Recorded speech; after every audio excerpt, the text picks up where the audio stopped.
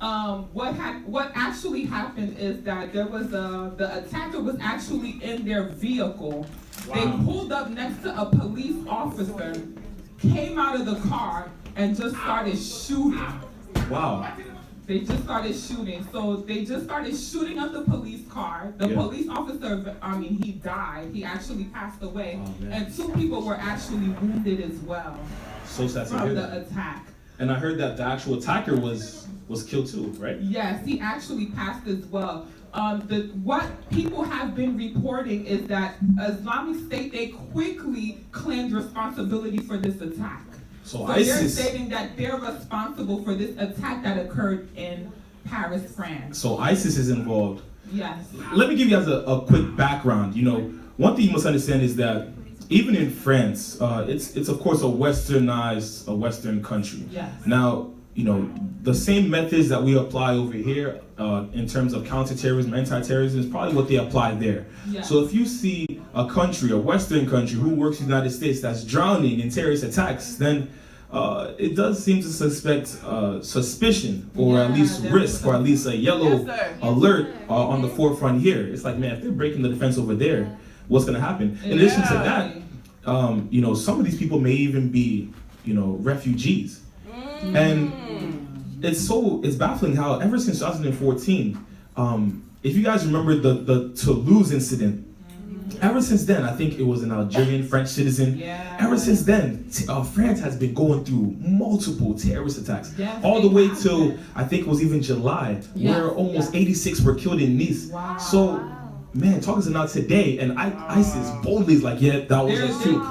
Can you even imagine? And the truth of the matter is, even this attacker, he's actually well known by the French intelligence. They actually know this attacker. He came to the attention of authorities for radical Islam. He was actually a part of the radical Islamic group. Wow. So this is somebody that is well known for being a part of the radical Islamic group. So of course it's not a shock. Now France is now of course in red alert.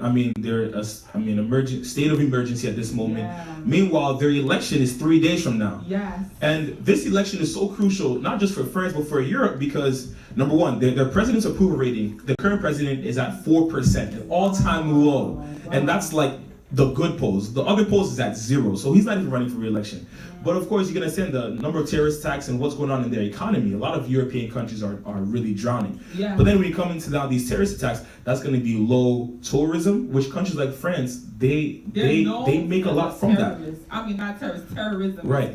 And then if you guys know anything about Brexit, of course, countries leaving Europe, the ones that have even left haven't even showed success in their economy. But now France, this is a big part of their election because they're also voting to actually leave the European Union as well. Yeah. Now, when you add now terrorism, who knows if this vote will even take place? Who knows if this will even affect how the vote out even turns? Yeah, because even one of the presidential candidates, he's like, you know what, let's just postpone on the election right now. And keep a president that no one wants, very clearly. Yeah. So here you have another country in a sense where their democracy is being affected, just like the United States as well, which is currently under investigation with the Russian connections. So when you talk about state of the nation, it's like, well, which nation? Yet they all seem to still be in the same state. Honestly. And Mr. Donald Trump actually made a statement pertaining to this attack. Statement or tweet? I'm sure these days. Knowing our president. This is what Mr. Donald Trump stated. He said, again, it's happening. It seems as just saw it as I was walking in, as he was walking in his place. Mm-hmm. He said, that's a very terrible thing that's going on in the world today. And he says that it looks like it's another terrorist attack. And he's like, what can you say? It just never ends. Man. We have to be strong and we have to be vigilant. And he also stated that he's been saying this for a very long time. So this is something that he said he's been saying for a long time now. And with the president we have, do you think he's going to make, we want to kind of know what you guys think, if he's going to make additional pushes or additional proclamations towards the whole citizen thing, the whole refugee standards, the whole, anyone connected to a country that has majority Muslim majority population. what more is Trump going to do, especially seeing what's going on in Europe? Number one, they begin to wonder if France begins to now reduce the number of refugees that they take in. Australia is already doing that. Is it that the U.S. will be the final country that refugees start to come into? So you know, how much will this really play, and you know, to what extent? You begin to wonder. All because, in a sense, one police officer was killed. You know, you begin to wonder, man, the whole world can even shift off of just that one incident alone. And what they actually also stated is that there was a current investigation pertaining to terrorism at that time. So maybe that they're saying that there's a connection on why that attack came forth. And you know, speaking of just one killing, it even happened here in the U.S. But the difference was this one was on Facebook. I don't know if you guys saw that. See, I use Facebook Live, you know, because my people want to see me. I want to see my people. Even in this ministry, we use Facebook Live, but yes, we do. But this use was just a little bit different. And you know what they're saying about this guy is that on Easter Sunday, the day of the shooting, he was with his family. He had dinner. Everything seemed like everything was okay, and all of a sudden, he left his family's house. And that's what happened. So he goes by the name Steve Stevens, right? Young man, about 37 years old. Very young. He posted a video saying what he was going to do, right? And you know, about some of his frustrations on an Easter morning, and then literally posted a video of him doing it, and then a video of him confessing, like, I did it. And so he made 3 live videos. He made 3 live videos, and the thing is, the shooting was pertaining to his fiance or his wife that he was upset about. He was having some breakup problems, true. But with further investigations, he also had an underlined gambling challenge. There's some people who's owing some money to. So, but you know, the sad part is that we won't really find out from himself of what led him to even do these things, because he killed himself. Yeah, they found his body. He committed suicide. So after a nationwide investigation, he was found in Erie, Pennsylvania. Yes. This occurred in Ohio, mind you, in Cleveland. But it was found in Erie, Pennsylvania. And guess how they found him? They found him where? Was it like under a bridge or something like that? McDonald's.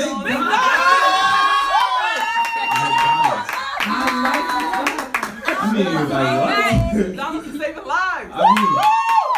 Here's the challenge. See, I'm not nothing against McDonald's. You know, every now and then I get me a number one. Shout out to the Big Mac. But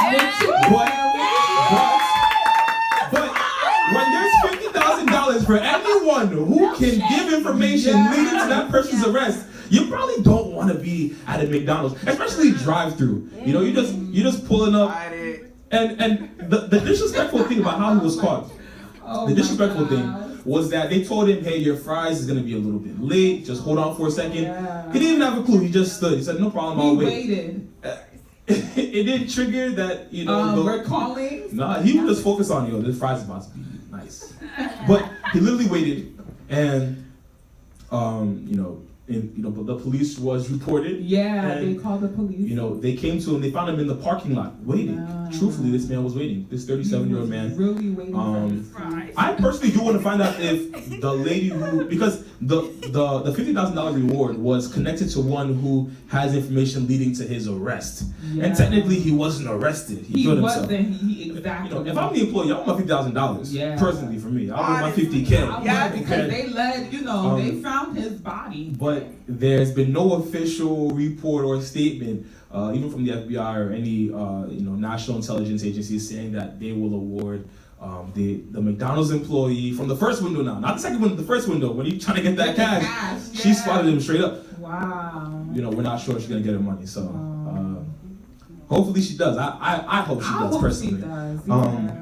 And he committed suicide. So the one thing I begin to wonder is how many more people feel the way he was feeling, however he was feeling. What the cause was this a race thing? Because he killed an elderly white man. This man was 74 years old, Robert Godwin Sr., 74 years old, shot him, and he's gone. So you begin to wonder, was it race, or was it literally connected to gambling? What exactly was it? And who knows if we'll really be able to find out, unfortunately. But enough about killings. I don't even like talking about killings like that.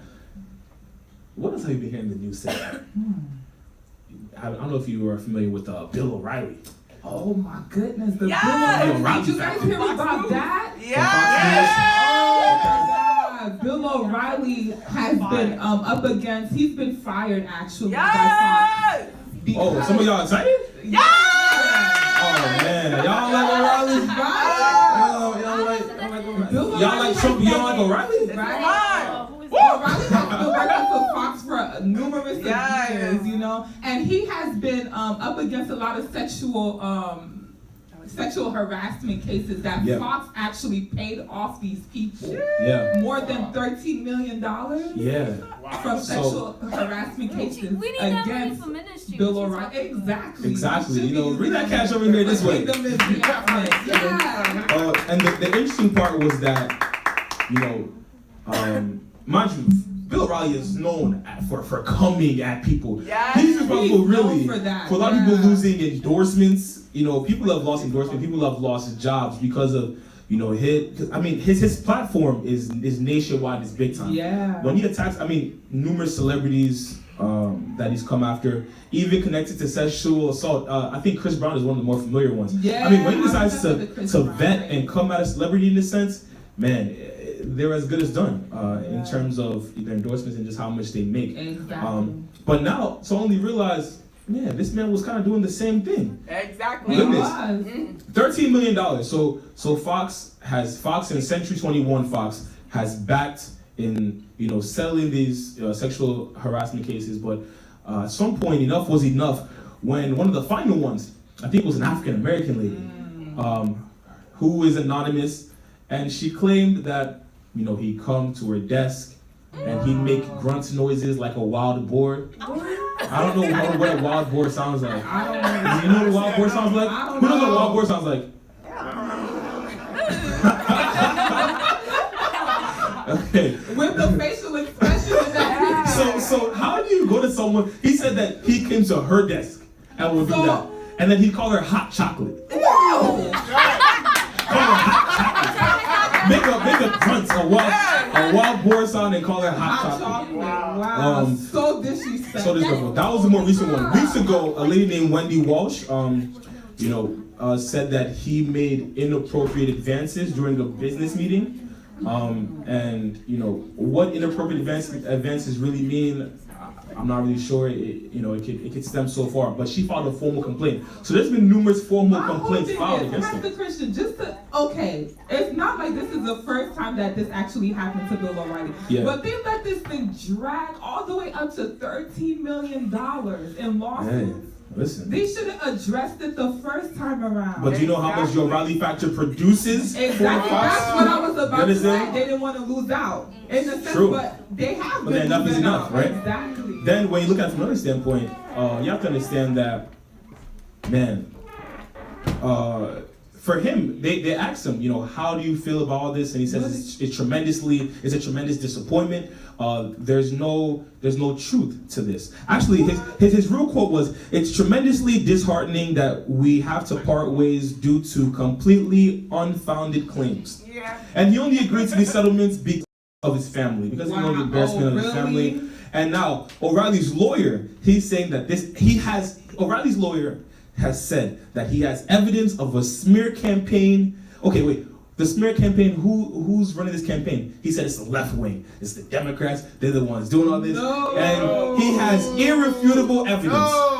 That's what he says. You gotta respect the man. Hey, wait, hold on now. He has irrefutable evidence, and he said that he will release it very, very soon.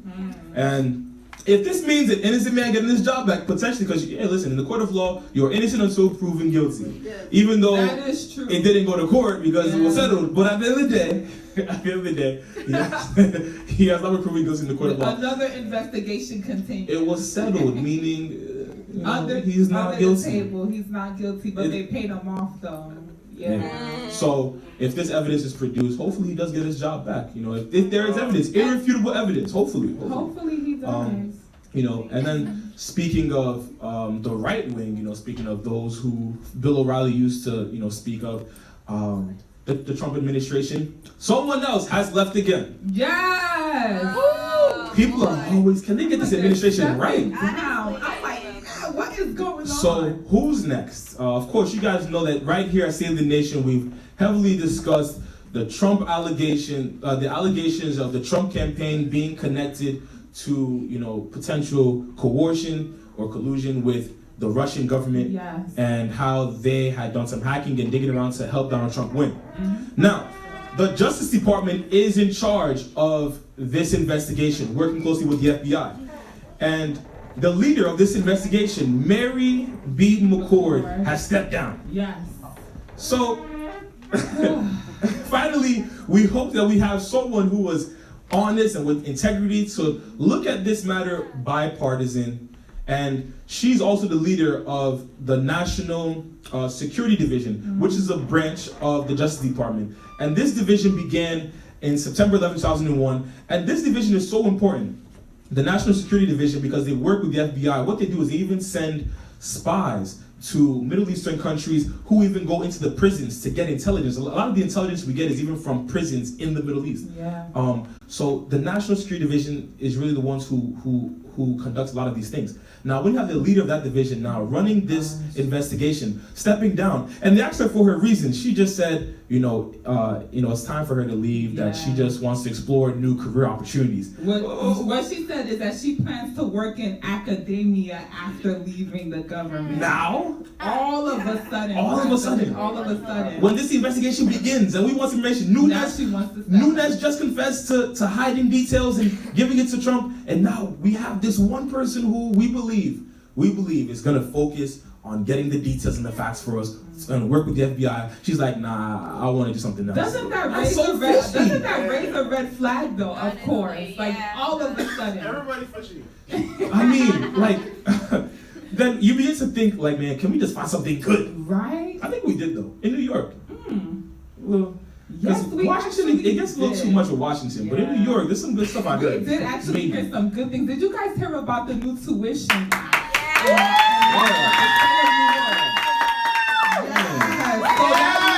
wish I had that when I was about to go to Princeton. I was about to go to Columbia, Harvard. But the state of New York now, they have like a new provision that's been added onto the bill, right? They're stating that students in New York State can actually get a free ride to go to school, to university.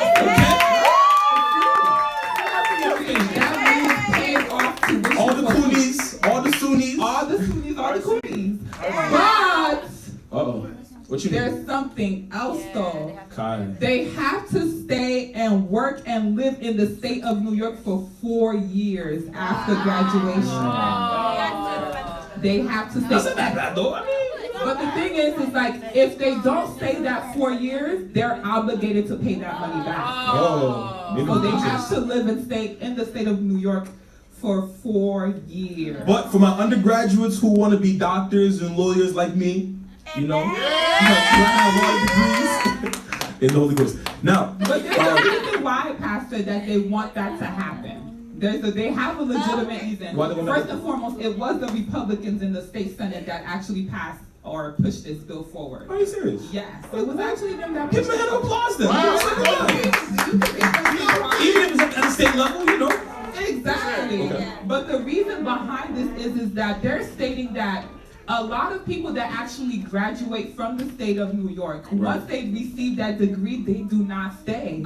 They end up leaving the state of New York and they pursue like suburbia, so to speak, outside of the state. Okay. So in a sense, they're saying that New York actually spends up to $1 billion in paying tuition for these students, but they're not reaping the benefits after the fact because these students are receiving the degree and then they're leaving. But the one thing you want to note out, for those who want to go to grad school, you can still go to grad school after. So let's say if you go to school in New York and under that program and then you get into medical school or somewhere in New Jersey or California, you can still go. But once you get that degree, you gotta come back home. All right. Wow. So just we also want to emphasize that as well. Because that was actually my question. Like, what if I want to go to New York and then go to law school at Harvard? Is that a problem? It won't be a problem. But you still gotta come home. You still gotta come home. They're gonna monitor that person. Yeah. So hey. One thing Kumo actually stated too, he said, Governor Cuomo. yes, Okay. Governor Kumo, he said, the concept of investing in you and your education is that you're going to stay here and be an asset to the state. God. He said, if you don't want to stay here, after we pay for your school, and you decide to go to California, because a lot of students like to go to Cali after they graduate. Hey. He's like, have Cali pay for your tuition. That's not bad. I mean, he has a point there. True. So what's your take? What's your take on all of this so far in the state of this nation? I think I heard someone. Let my friend see you, please. Hey. Come on. Don't be shy. Don't be shy. Let me hear you. Let's give a round of my pastor, please. Come on. Yeah! Let's go! Touch this microphone and noise. Amen. Our beautiful, beautiful pastor. Amen. Praise the Lord. Hallelujah. Okay, the program is wonderful. Yeah. It doesn't matter where you live. You can live in New Jersey and work in New York after using their program, the free tuition. So don't be afraid if you live in New Jersey that you will leave New Jersey and work in New York. A lot of people that work in New York live in New Jersey. No, but the thing is, they have to live and work in New York. They cannot go. They have to live. Yeah, they have to live there. So go to, if you want to, for those who are New York residents, you can go to school in New York and go to all the SUNY schools. You can even go to private schools, and there's an actual scholarship fund as well. Yeah. For a certain amount. And even if you take that amount as well, you still have to stay You have in to the stay. state afterwards. You have to live there and work there For 4 afterwards. years. Unless you're going to grad school or the military. Yeah. So But it's still not bad. The 4 years is, before you know it, is 4 years. I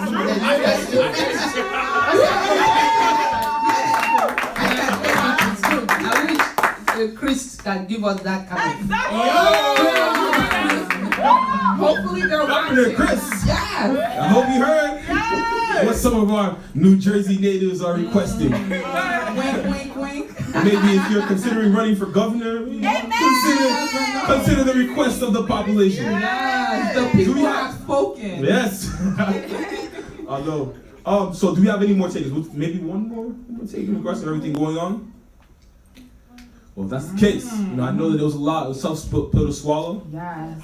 By next week, though, we'll have some more details regarding what's been going on in Iran, even North Korea, some of the nuclear deals that has been under review by Rex Tillerson. So hopefully by next week, we'll have some more details for you guys. Even this new missile called Armada that is technically on its way to North Korea. By next week, we'll have some more details for you guys. But till then, you have been watching The State of the Nation right here on the Pneuma Property Show.